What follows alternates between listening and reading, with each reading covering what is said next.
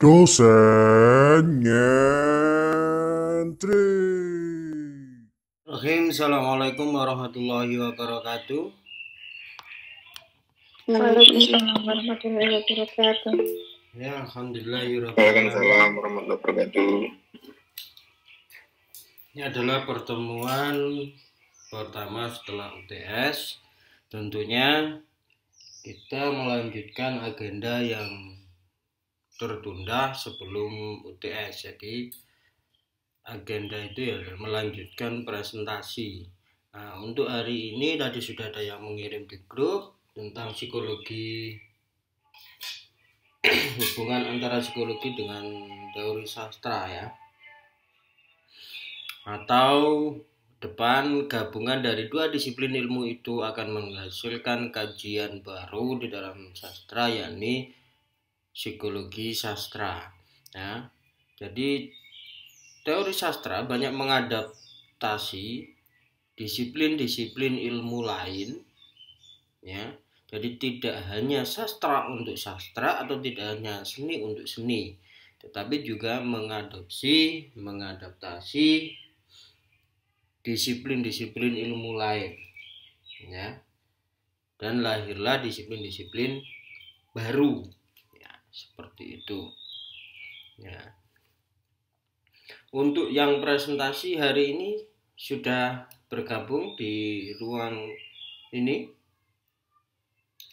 Sudah, Pak. Tinggal Faris saja. Tinggal Faris ya. Iya. Berarti Mbak Kholidah sama Faris? Iya, Pak. Oke. Karena menunggu sesuatu yang tidak pasti itu sama halnya dengan mengharapkan sesuatu yang belum menjadi milik kita ya. Jadi silakan Mbak Nur Kholidah memulai presentasinya, dan nanti ketika Mas Faris bergabung nanti langsung ambil alih dan menjadi pemateri bersama Mbak Nur Kholidah. Silakan Mbak Nur Kholidah. Baik, Pak. Sebentar.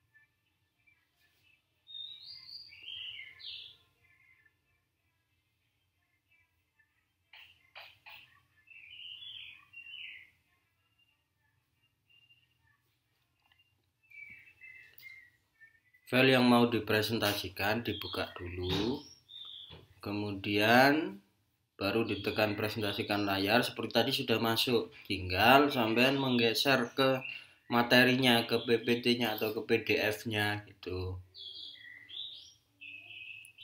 Baik, Pak. Memang nanti kalau digeser ke materi, tampilan Zoom ini tidak terlihat.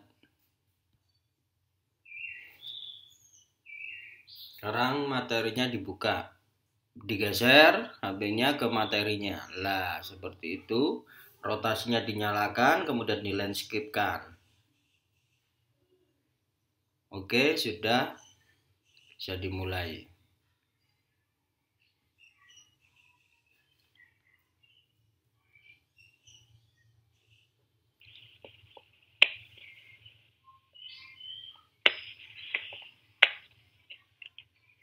Assalamualaikum warahmatullahi wabarakatuh. Waalaikumsalam. Waalaikumsalam warahmatullahi wabarakatuh. Ini saya dari kelompok 4 akan mempresentasikan psikologi sastra bersama rekan saya, Faris. Yang pertama adalah psikologi menurut para ahli. Yang pertama, menurut Kagan dan Hefman, psikologi adalah ilmu yang mempelajari dan menjelaskan setiap perilaku yang dapat diamati dan hubungannya dengan proses mental yang tidak terlihat. Yang kedua, menurut Walgito, adalah ilmu yang mengkaji tentang tingkah laku atau aktivitas manusia. Jadi, tingkah laku seseorang dapat diamati oleh lingkungan sekitarnya atau orang lain. Contohnya, jika seseorang yang setiap dalam pembicaraan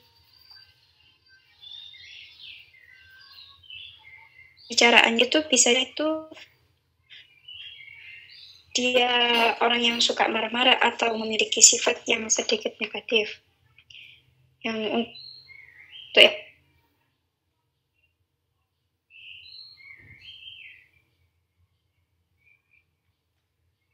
tadinya pada manusia.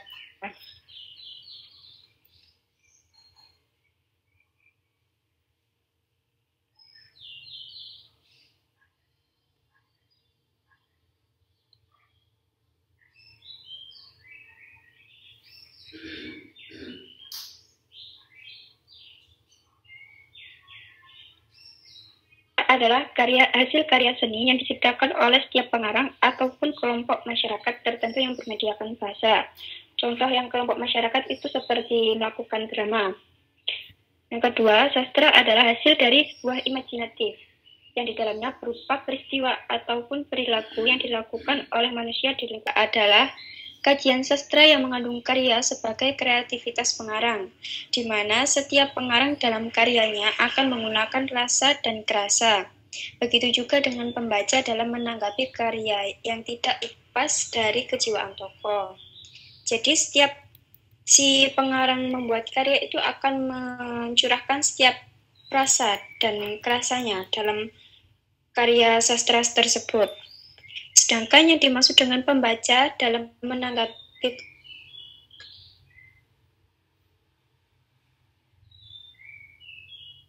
pas dari kejiwaan tokoh adalah si pembaca tersebut, seumpama si pembaca tersebut jika membaca sebuah novel, maka pembaca tersebut pasti akan menghayati atau mempelajari bagaimana watak dan karakter dari tokoh tersebut. Sedangkan yang kedua, menurut Siswantoro adalah psikologi sastra yang mempelajari kejiwaan tertentu yang dialami oleh tokoh utama dalam karya sastra ketika merespon ataupun bereaksi terhadap diri dan lingkungannya.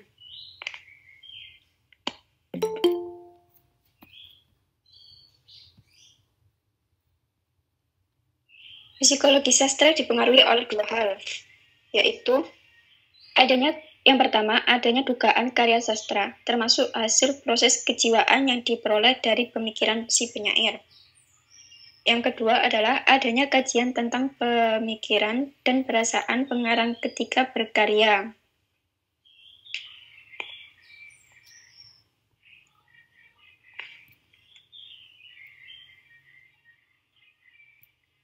Persamaan psikologi dan sastra, yaitu keduanya berasal dari manusia dan kehidupannya sebagai sumber kajian. Yang kedua, memiliki hubungan fungsional, yakni sama-sama berguna untuk sarana mempelajari keadaan jiwa orang lain.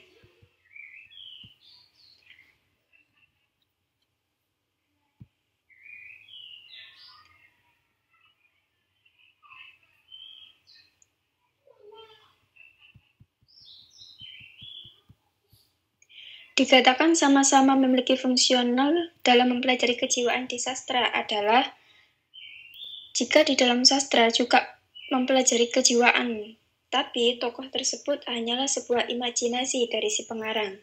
Nah, sedangkan di psikologi itu sendiri, manusia atau tokoh-tokohnya itu berada di dunia nyata, artinya si pengamat dihadapkan secara langsung di dunia tersebut, dengan tokoh tersebut.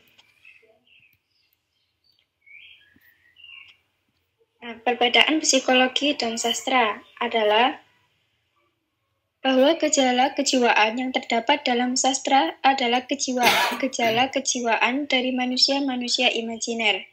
Sedangkan dalam psikologi adalah manusia-manusia real dalam kehidupan masyarakat nyata.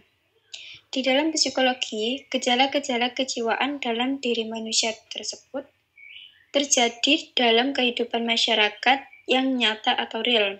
Sedangkan di dalam sastra, gejala-gejala tersebut bersifat imajinatif, yakni dalam diri tokoh cerita yang fiktif.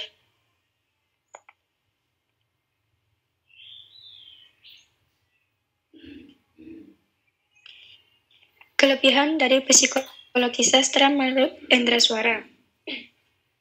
Yang pertama, psikologi sastra sangat sesuai untuk mengkaji secara mendalam aspek perwatakan. Yang kedua, pendekatan psikologi sastra sangat membantu. Pendekatan psikologi sastra dapat memberikan umpan balik kepada penulis tentang permasalahan perwatakan yang dikembangkannya. Yang ketiga, psikologi sastra sangat membantu penelaah dalam menganalisis karya sastra dan dapat membantu pembaca dalam memahami karya sastra. Tujuan dari psikologi sastra menurut Endraswara sendiri adalah untuk memahami aspek-aspek kejiwaan yang terkandung dalam suatu karya sastra.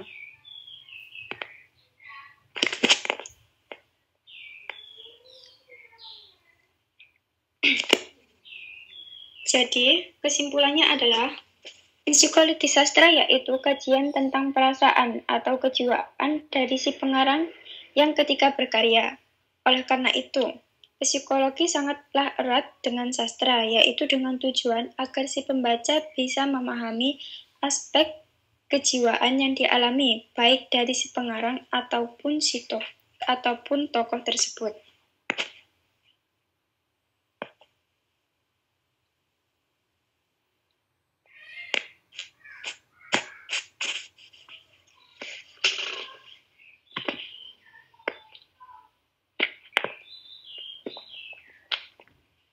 Baik, itu yang dapat saya presentasikan.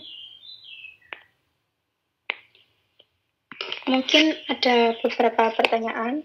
Untuk sesi pertanyaan, saya buka dulu untuk 2 pertanyaan.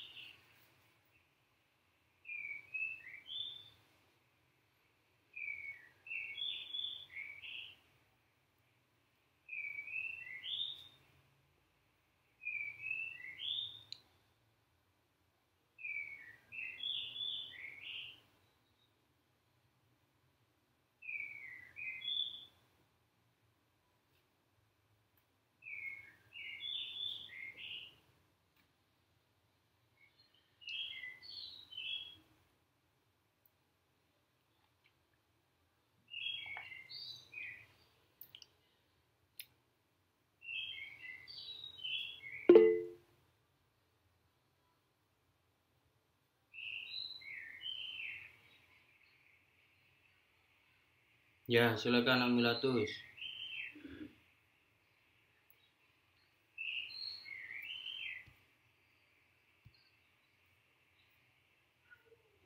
Assalamualaikum warahmatullahi wabarakatuh. Waalaikumsalam warahmatullahi wabarakatuh. Untuk Mbak Hanum, saya ingin bertanya pada bagian perbedaan psikologi dan sastra. Di situ dijelaskan ada manusia imajiner dan manusia real. Dapatkah Anda mendefinisikan apa itu yang dimaksud manusia imajiner dan manusia real? Terima kasih.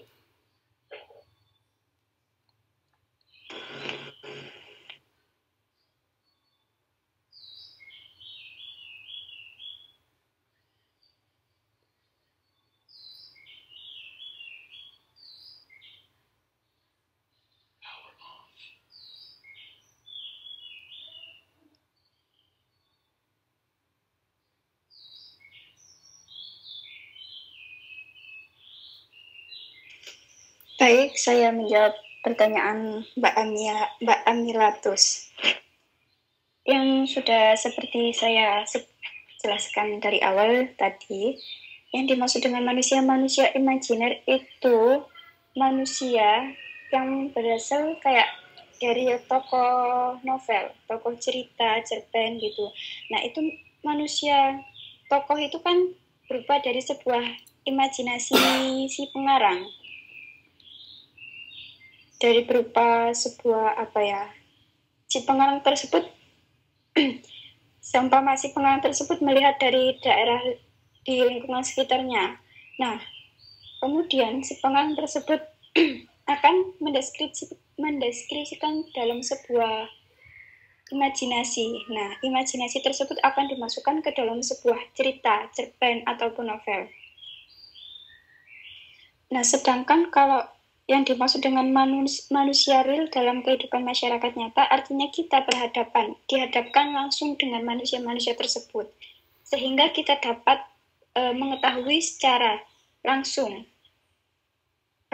bagaimana karakter, bagaimana watak, atau kejiwaan yang dimiliki oleh manusia tersebut. Baik. Terima kasih. Apakah kurang jelas? Alhamdulillah sudah jelas. Terima kasih Mbak Hanum atas penjelasannya. Iya, sama-sama. Untuk selanjutnya, silakan bertanya.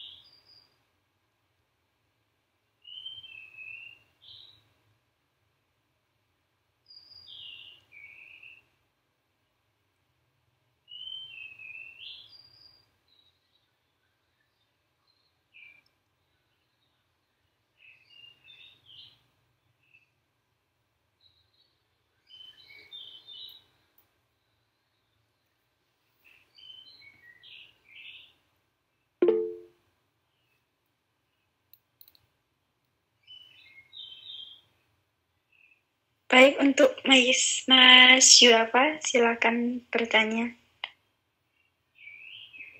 Mohon izin Mbak Hanum untuk pertanyaan saya, yang dimaksud dengan gejala kejiwaan di sini itu seperti apa Mbak Hanum? Itu saja Mbak.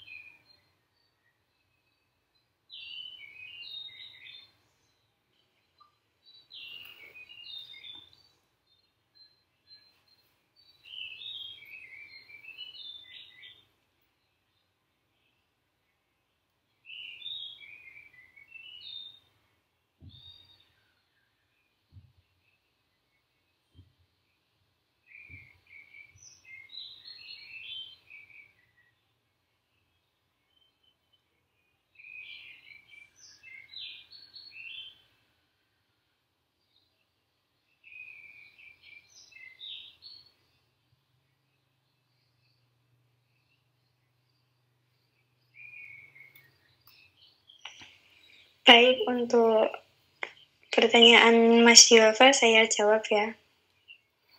Untuk gejala jiwa atau kejiwaan dari manusia ini tuh seperti kayak masalah jiwa. Maksudnya itu bukan kayak mempunyai sakit jiwa, tidak. Maksudnya itu masalah kejiwaan dalam manusia, dalam diri manusia itu setiap manusia kan memiliki jiwa atau karakter kejiwaan atau karakter sendiri-sendiri. Seumpama ada juga orang yang memiliki sifat introvert, ekstrovert atau kayak apa ya, depresi. Nah, kalau orang depresi itu kan memiliki jiwa seperti memiliki jiwa dengan jiwa lain. Artinya bukan dirinya sendiri.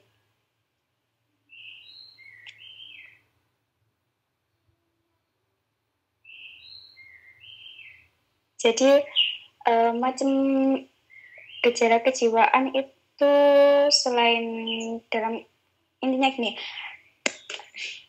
karakter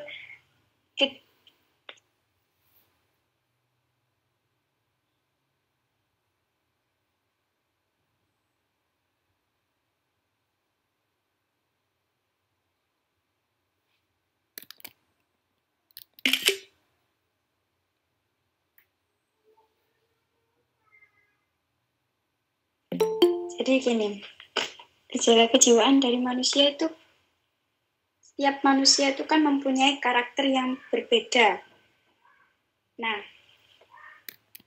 terkadang juga ada kayak orang psikopat, itu kan jiwanya sudah berbeda dari jiwa orang yang lain, gitu. Jadi seperti itu, Mas Yofa. Apakah masih kurang jelas?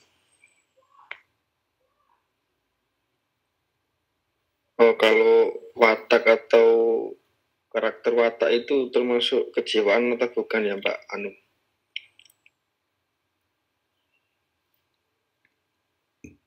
Untuk karakter dan watak itu termasuk kejiwaan karena itu berasal dari dalam diri orang tersebut kan, dalam jiwa. Maksudnya tidak terlihat gini. Untuk karakter dan watak itu termasuk dalam kejiwaan karena itu berasal dari dalam diri orang tersebut, dalam jiwa orang tersebut. Itu.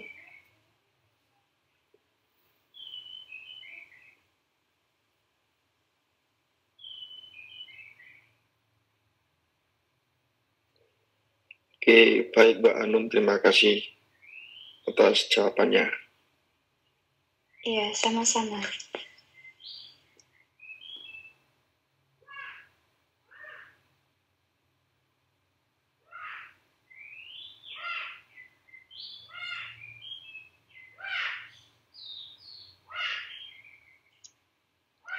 Baik, mungkin ada satu pertanyaan lagi yang masih ingin ditanyakan. Silahkan.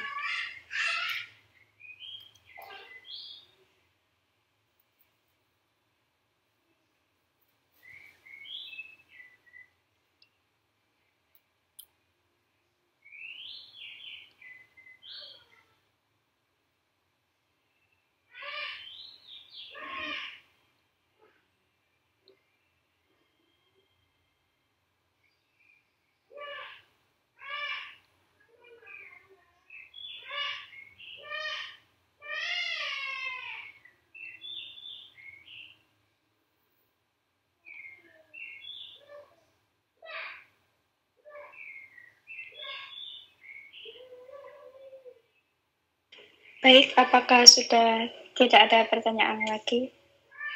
Kalau tidak, saya tutup dan terima kasih. Saya minta maaf apabila ada yang kurang dalam penjelasan ataupun dalam penyampaian presentasi saya. Dan mohon maaf untuk Mas Faris yang masih belum bergabung. Sekian. Assalamualaikum warahmatullahi wabarakatuh. Waalaikumsalam warahmatullahi wabarakatuh. Walaupun diskusinya masih belum membaik ya, tapi setidaknya sudah ada perkembangan. Saya memberi penekanan kembali terkait dengan pertanyaan Amilatus Sholihah dan Duafa, di mana pertanyaan Amilatus Sholihah ini cukup menarik, bertanya tentang karakter tokoh ya. Memang kedua pertanyaan ini beririsan. Beririsannya ini mengapa? Ya karena kita sedang berbicara tentang psikologi di dalam sastra, yang selanjutnya itu akan lebih banyak masuk ke dalam tokoh-tokoh yang ada di dalam karya sastra, khususnya pada genre-genre prosa dan drama ya, karena di dalam puisi mungkin pembacaan psikologi sastra sudah tidak lagi masuk ke dalam ranah tokoh, tetapi bisa masuk ke dalam kata atau bahkan bunyi yang dimunculkan di dalam puisi. Makanya kategori puisi ini lebih kompleks, sehingga saya mencoba untuk menawarkan kemarin di dalam UTS bagaimana ketika puisi-puisi itu dihadapkan dan harus diapresiasi ya. Jadi semacam itu. Kembali lagi kepada pertanyaan Amilatus Sholihah tentang tokoh imajiner ya. Nah, tokoh imajiner nanti bisa teman-teman perdalam dengan membaca karya sastranya Budi Dharma ya, khususnya pada orang-orang Bloomington ya. Di dalam orang-orang Bloomington karya Budi Dharma tersebut ada tokoh yang seperti film-film animasi atau tokoh-tokoh di dalam animasi ya, dimana tokohnya itu bisa molor seperti karet ya, kemudian tokoh-tokohnya itu jatuh dari atas tebing, jatuh dari gedung yang tinggi tetapi tidak mati ya. Jadi karakter-karakter seperti itu adalah karakter yang non realita, jadi karakter yang tidak sama dengan karakter manusia pada dunia nyata ya, karakter-karakter yang dicerminkan di dalam sikap manusia seperti pada umumnya. Akan tetapi tokoh-tokoh imajiner itu dihasilkan dari imajinasi pengarang, di mana itu mungkin bertolak belakang dari karakter manusia itu sendiri. Nah, makanya ketika kita membaca orang-orang Bloomington, kita seperti menonton atau membaca komik ya, atau menonton film-film animasi seperti melihat One Piece gitu ya. Jadi kita akan menemukan karakter-karakter yang bukan karakternya manusia, akan tetapi itu melekat pada diri atau tokoh yang di dalam karya tersebut sebagai sosok manusia. Nah, jadi seperti itu perbedaannya. Jadi untuk memperdalam tentang karakter yang ditanyakan oleh Mbak Amilatus Sholihah, nanti teman-teman silakan membaca orang-orang Bloomington-nya Budi Dharma.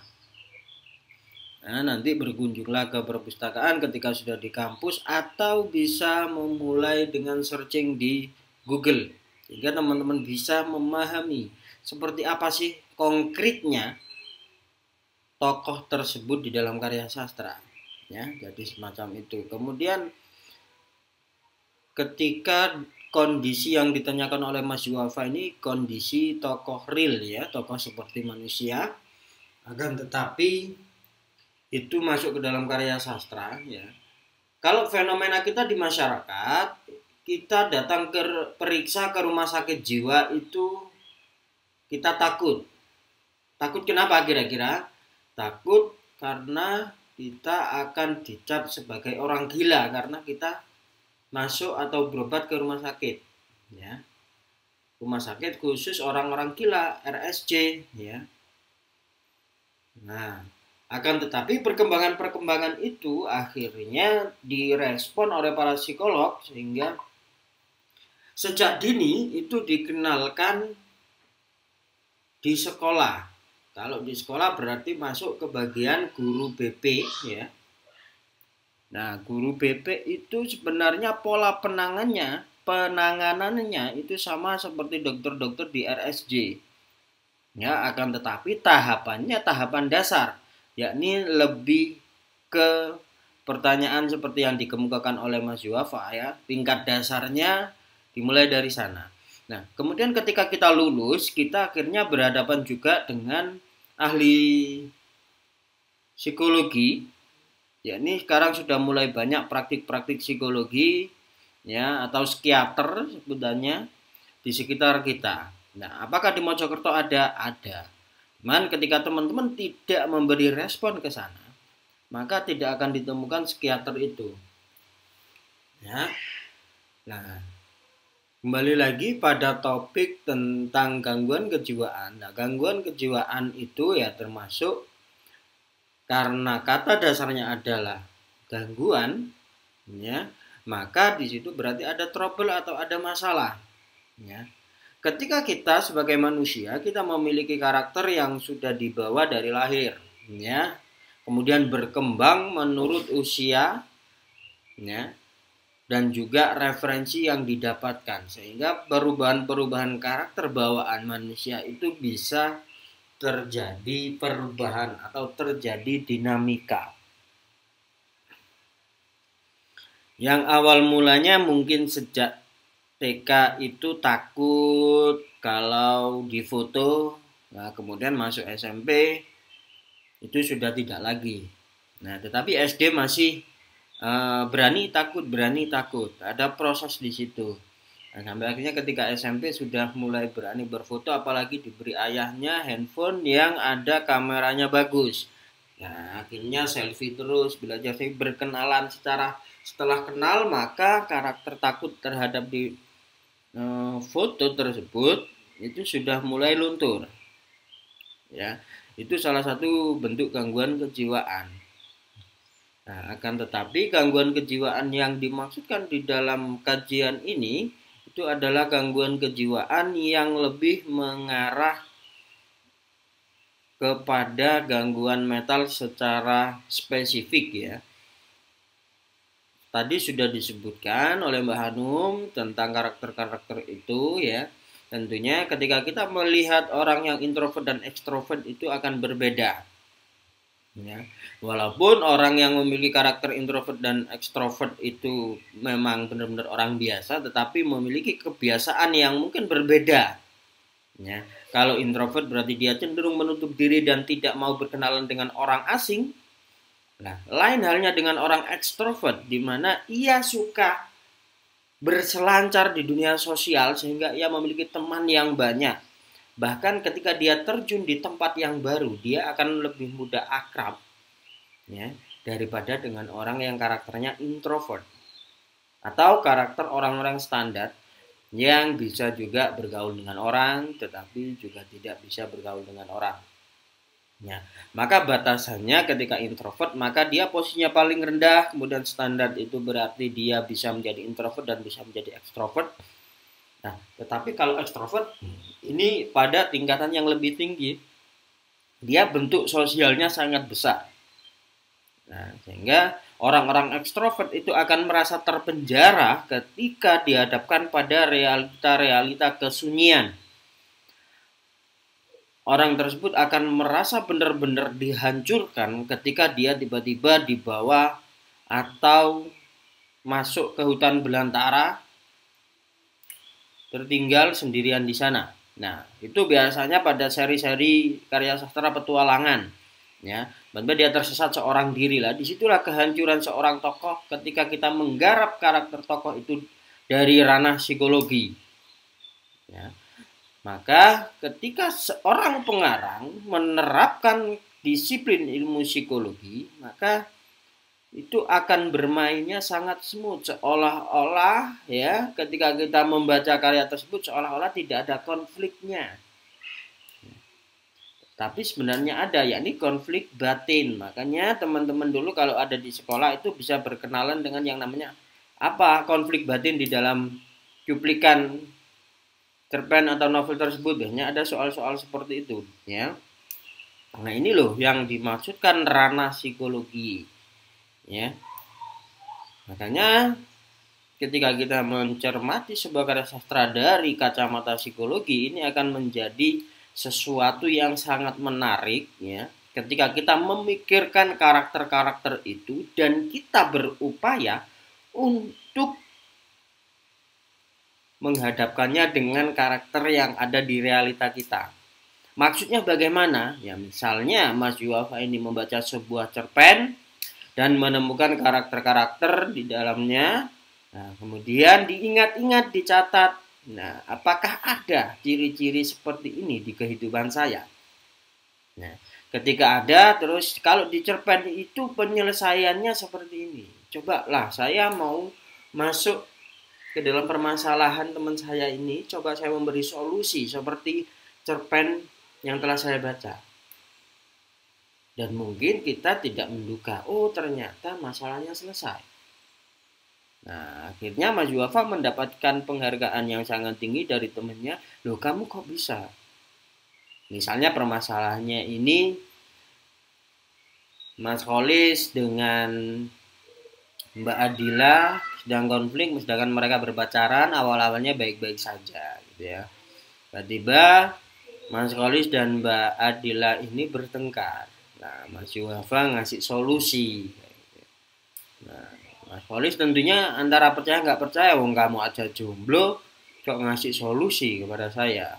Nah, sedangkan Mas Yuwafa ini sudah punya pengalaman, ya, pengalaman menghadapi seorang pacar yang sedang ngambek. Ya, ia mendapatkan pengalaman itu dari cerpen yang dia baca.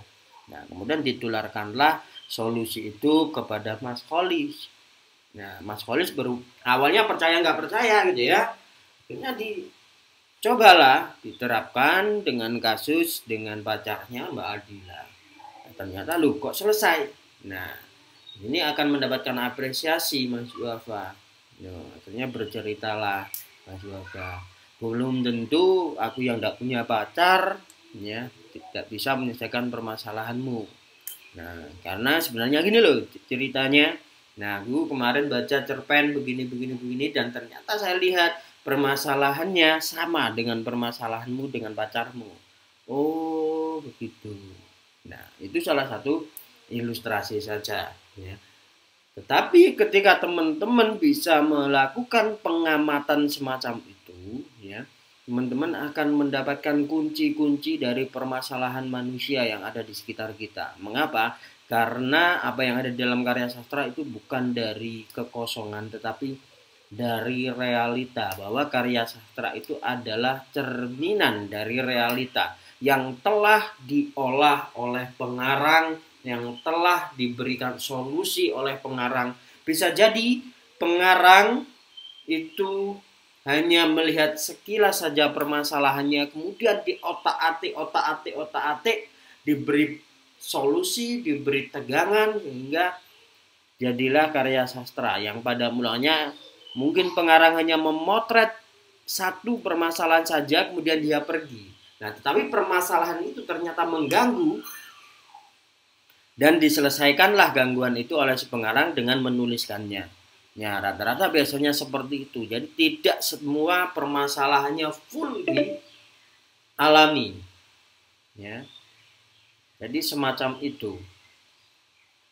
Nah, oleh karena itulah teman-teman, pada tahapan ini teman-teman akan banyak mendapatkan pengalaman-pengalaman menarik kalau membaca tidak sekadar mencari hiburan tetapi juga mencari manfaat darinya. Nah, jadi itu yang bisa saya tambahkan dan saya beri sedikit gambaran terkait bagaimana perpaduan antara teori satu dengan teori yang lain sehingga menghasilkan teori baru seperti psikologi tadi.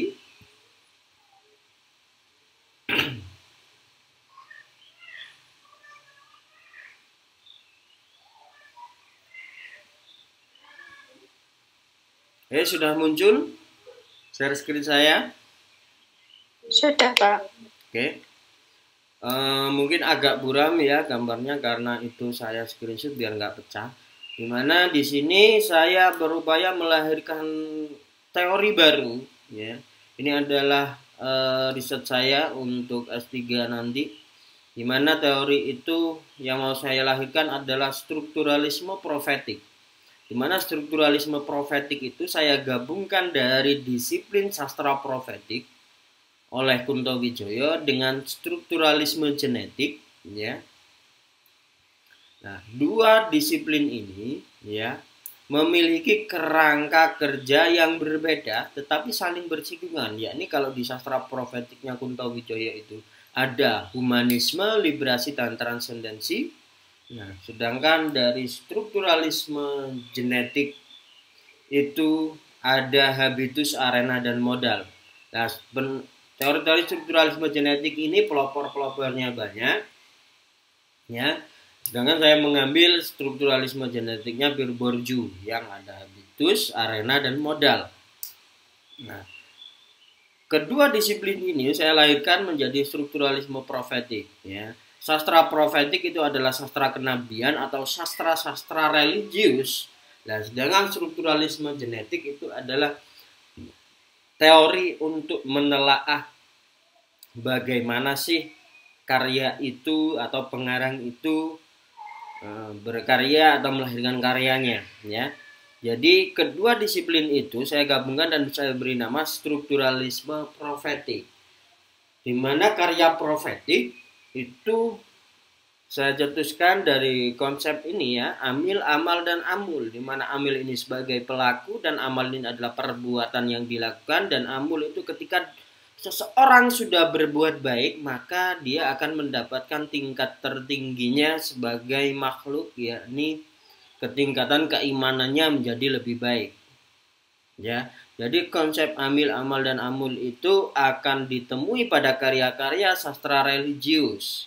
Ya, itulah yang sedang saya konsepkan sehingga ketika konsep ini diterima dalam persidangan pelahiran teori baru atau disertasi di gelar doktoral saya, maka nanti saya akan memberi sumbangsih dalam dunia sastra dengan teori strukturalisme profetik. Jadi begini rancangannya. Jadi tidak serta-merta teori baru seperti psikologi sastra itu, ya, serta-merta muncul begitu saja, tidak, tetapi ada kajian-kajian yang dilakukan sebelumnya, ya. Jadi seperti itulah tahapan-tahapannya, ya. Jadi itu yang bisa saya tambahkan kepada teman-teman. Tentunya proses-proses itu tidaklah mudah ketika teman-teman tidak memperjuangkannya. Jadi belajarlah lebih giat, membaca yang banyak, menganalisis dan menyerapkannya dalam kehidupan nyata. Oke, itu dulu untuk pertemuan hari ini. Apakah ada yang mau ditanyakan sebelum saya mengakhiri pertemuan hari ini? Belum ada? Belum, Pak. Oke, jika belum ada, satu pesan saya, perbanyak membaca buku-buku yang kemarin sudah saya kirim itu, dicoba dicicil membaca.